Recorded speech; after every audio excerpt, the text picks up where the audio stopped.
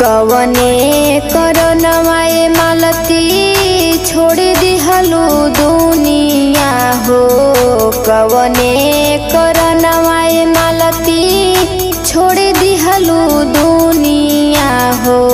सुन कोई के अंगना दुआर हो।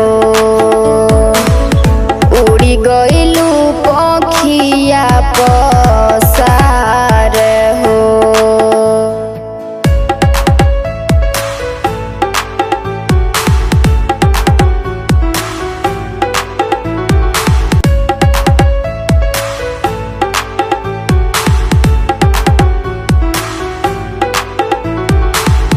नेहिया के डोरी तूरी चली गइलू चुपे चोरी।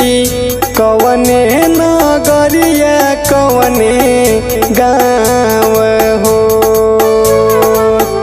खोजिले मन में बन में धाई धाई घर आंगन में। धरती आकाश ठावे ठावे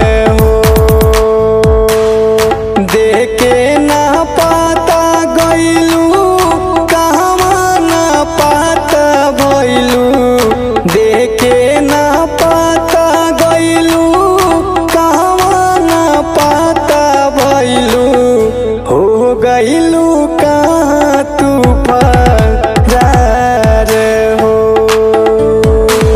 सुन कोई के अंगना दुआर हो।